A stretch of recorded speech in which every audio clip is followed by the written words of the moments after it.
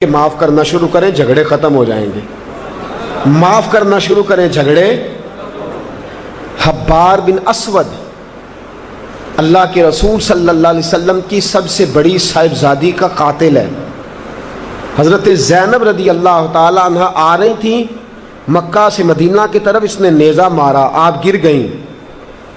بطن اطہر میں اولاد تھی، بچہ ضائع ہو گیا، شدید بیمار رہنے کے بعد وصال کر گئیں. فتح مکہ کے بعد حبار بن اسود چہرے پہ نقاب ڈال کے آیا. باپ کلیجے پہ ہاتھ رکھ کے بتائے نا بیٹی پیاری کتنی ہوتی ہے. باپ ذرا کلیجے پہ ہاتھ رکھ کے بتائے کہ بیٹیاں جگر کا چین ہوتی ہیں، بیٹیاں سکون ہوتی ہیں، بیٹی باپ کو کتنی پیاری ہوتی ہے. بیٹی کا قاتل سامنے کھڑا ہو گیا، چہرے پہ نقاب ڈالا ہے، کہتا یا رسول اللہ صلی اللہ علیہ وسلم بہت بڑا دشمن بھی آ جائے تو آپ معاف کر دیتے ہیں. جاگ رہے ہیں آپ لوگ؟ فرمایا بہت بڑا دشمن بھی آ جائے تو معاف کر دیتے ہیں. حضور نے فرمایا حبار چہرے سے نقاب ہٹا، بیٹیاں بھولا نہیں کرتی، تو کلمہ پڑھ میں تجھے بھی معاف کرنے کو تیار. فرمایا ہٹا چہرے سے نقاب، کبھی بیٹیاں بھی کسی کو بھولی ہے لیکن تو کلمہ پڑھ صحیح، میں تجھے بھی معاف کرنے کو تیار ہوں. اگر اتنا بڑا قاتل معاف ہو سکتا ہے تو چچا کیوں نہیں معاف ہو سکتا؟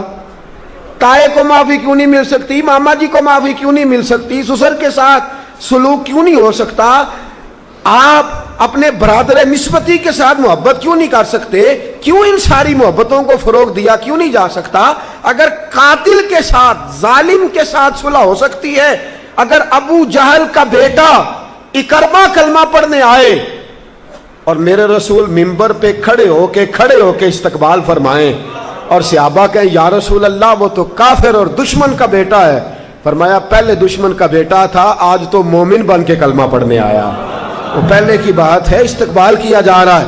عزیز دوستو، تیسری بات یہ ہے کہ معاف کریں، اور چوتھی بات یہ ہے جب کوئی معافی مانگنے آ جائے نا پھر اس کو معاف بھی کر دیں. جڑے گا معاملہ تب بھی، معافی دیں بھی اور معاف جی. بڑا مشکل معاملہ ہے، لڑائی ہو گئی، جھگڑا ہو گیا، اچھا پہلے کئی دفعہ سلام لے لیتے ہیں، ہمارا ماحول بڑا جی، پہلے سلام تو ہو جاتی ہے، لیکن بیٹے کی شادی کا کارڈ بھیج دیا تو کارڈ واپس کر دیا. میں نے منگنی تو نہیں سدیا تو میں نہیں آؤں. واہ جی واہ، بھائی منگنی پہ آپ کا آنا کچھ ضروری تھوڑا تھا، جب گھر والے کا دل کرے بلائے. پھر وہ ساری برادری کو لے کے دروازے پہ گیا، پر پھوپھی کہتی ہے میں آتی ہی نہیں. ماما جی کہتے ہیں تو جو مرضی کر لے، یہی تو موقع آیا ہے. حدیث سناؤں؟ اتنے سخت لفظ، اتنے سخت، رحمت للعالمین رسول اتنے ناراض نظر آتے ہیں. حضور نے فرمایا ترغیب و ترہیب میں حافظ منذری رحمت اللہ علیہ حدیث لائے. رسول رحمت صلی اللہ علیہ وسلم نے فرمایا جس سے اس کا بھائی معافی مانگنے آیا اور اس نے معاف نہ کیا، جس سے اس کا عزیز، اس کا دوست، اس کا رشتہ دار، اس کا مومن بھائی معافی مانگنے آیا اور اس نے معاف نہ کیا، فرمایا اگر معاف نہیں نہ کرنا تو میرے حوض کوثر پہ نہ آئے، میں جام نہیں پلاؤں گا. حوض کوثر پہ بالکل نہ آئے، مجھ سے جام کا مطالبہ نہ کرے. سخت گرمی کے ماحول میں نہیں جام پلاتا. اگر مجھ سے جام لینا ہے میرے ہاتھوں سے تو جب بھی کوئی معافی مانگنے آئے فوراً معاف کر دیا کرو. جب بھی کوئی، اور معافی بندے کے لیے نہیں دینی، اللہ کی رضا کے لیے دے دی. بندے میں تو کوتاہیاں موجود رہیں گی، بندے میں تو غلطیاں موجود رہیں گی. آج اختلافات ہیں رشتہ داروں میں، اتنے اختلافات کے سال فوتگی ہو گئی. ایک شخص فوت ہو گیا جو کسی کا نانا ہے، کسی کا نانا لگتا ہے، کسی کا دادا لگتا ہے، کسی کا ماما لگتا ہے، کسی کا چچا لگتا ہے، کسی کا پھوپھا لگتا ہے، لیکن لڑائیاں ہی بڑی ہیں. بیچارہ فوت بھی ہو گیا، انتقال ہی کر گیا. اب بھی جناب آتے ہیں تو سیدھے جنازہ گاہ، اس کے لیے نہیں، لوگوں کو دکھانے کے لیے. جنازہ گاہ آئے، جنازہ پڑھا اور لوٹ گئے. بھئی اتنی نفرت کے مرنے والا مار ہی گیا ہے اور ہم ابھی تک درگزر کرنے کو تیار نہیں. میرے رسول کریم صلی اللہ تعالی وسلم نے فرمایا گر تو چاہتا ہے کہ تیری عمر بھی زیادہ ہو اور تیرا رزق بھی زیادہ ہو تو اپنے رشتہ داروں سے اچھا سلوک کر، اللہ دونوں چیزوں میں برکتیں پیدا فرما دے گا. کن سے اچھا سلوک کر؟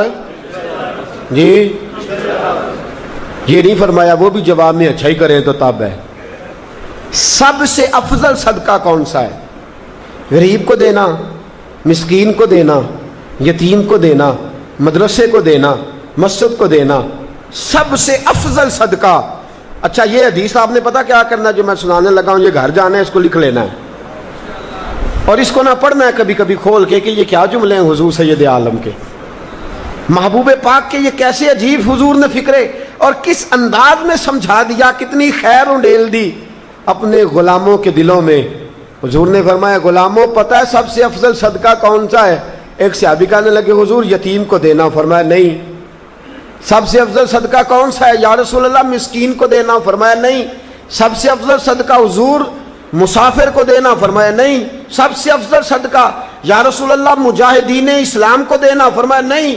حضور پھر بڑی قابل غور حدیث، جاگیے گا ذرا آنکھ کھولیے گا، ذرا ٹیک چھوڑیے گا، ذرا عجیب انداز دیکھیے گا میرے بھئی حدیث میں فکریں کیسے بیان فرمائے. رسول پاک نے فرمایا تیرا رشتہ دار ہو، سب سے افضل صدقہ کیا ہے؟ تیرا، بولیے یار، تیرا رشتہ دار ہو اور غریب ہو، حقدار ہو. اور اگلے لفظ بڑے عجیب ہیں، تیرا رشتہ دار ہو، غریب ہو اور تجھ سے ناراض ہو. کیسی بات ہے؟ فرمایا تیرا رشتہ دار ہو، غریب ہو اور تجھ سے ناراض ہو. فرمایا کسی بھی طریقے اس کے گھر صدقہ پہنچا دے، سب سے افضل صدقہ کرنے کا ثواب لکھا جائے گا.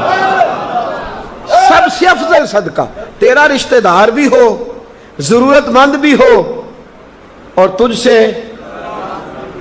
سبحان اللہ. ہمارا تو حال یہ ہے کہ اس کو کسی طرف سے آتا بھی ہو تو ہم روک دیتے، کہتے ہیں نہیں ایڈا تگڑا کام کرے ہاں تسی یہ نکال ہی دیندے ہو، یہ چار منڈے نے کما کے کھانا صاحب اس کو کیا. بھائی فرمایا تیرا رشتہ دار ہو، حقدار ہو، ضرورت مند ہو، شرط یہ بھی لگا دی کہ ساتھ تجھ سے ناراض بھی رہتا ہو، اس کو تو صدقہ دے گا تو اللہ تجھے سب سے افضل صدقہ کرنے کا ثواب عطا. تو توڑنے والوں نہ بنو، جوڑنے والے بنو، جوڑ جاؤ. محبوب پاک سید عالم صلی اللہ تعالی علیہ وسلم نے فرمایا لا يدخل الجنت قاطع. فرمایا جو رشتے توڑنے والا ہے جنت میں نہیں جائے گا. جو رشتے توڑنے والا ہے وہ جنت میں نہیں جائے گا. الذین ینقضون عہد اللہ من بعد میثاقہ ویقطعون ما امر اللہ بہ ان یوصل ویفسدون فی الارض. فرمایا جو رشتے توڑے گا وہ تو زمین میں فساد برپا کر دے گا. وہ زمین میں اولئک هم الخاسرون، یہ وہ لوگ ہیں دنیا میں بھی نقصان اٹھائیں گے اور آخرت میں بھی نقصان اٹھائیں گے. رشتہ داریاں جوڑنے، اور یہ نہیں فرمایا کہ وہ تجھ سے اچھا سلوک کرے تب ہی ہے، سامنے والا بھی سیاںا ہی ہو تو تب ہے. تو نے اس کے لیے اس نے سلوک نہیں کرنا، تو نے تو اپنے اللہ رسول کو راضی کرنے کے لیے اس نے سلوک کرنا ہے، اس کے لیے تھوڑی کرنا ہے. سل من قطع کا لفظ کیا ہے؟ اور میں آپ کو ذاتی بات بتاتا ہوں، ایک آدھ دفعہ یہ تجربہ کر کے دیکھا، اس میں خیر ہی بڑی ہے. فرمایا سل من قطع کا، حضور نے فرمایا اس کے ساتھ جوڑ جو تیرے ساتھ توڑتا ہے، اس کے ساتھ جوڑ جو تیرے ساتھ توڑتا ہے نا، نفرت کرتا اس سے پیار کر، اور جو تجھے اذیت دیتا اس کی خدمت کر، اور جو تیرے ساتھ زیادتی کرتا ہے تو اس سے محبت کر. اصل پیار تو یہ ہے، جوڑنے والے سے تو سارے جوڑ لیتے ہیں، محبت کرنے والے سے تو سارے محبت کر لیتے ہیں. فرمایا سل من قطع کا، اس کے ساتھ جوڑ جو تیرے ساتھ توڑے، جو نفرت کرے اس سے پیار کر. پھر تیرے ضعف کا پتہ چلے گا، پھر تیرے حوصلے کا پتہ چلے گا، پھر تیری دلیری سمجھ میں آئے گی. تو دوستو جوڑنے والے بن جائیں، پیار کرنے والے بن جائیں، نفرتیں نہیں محبتوں کو فروغ دیں.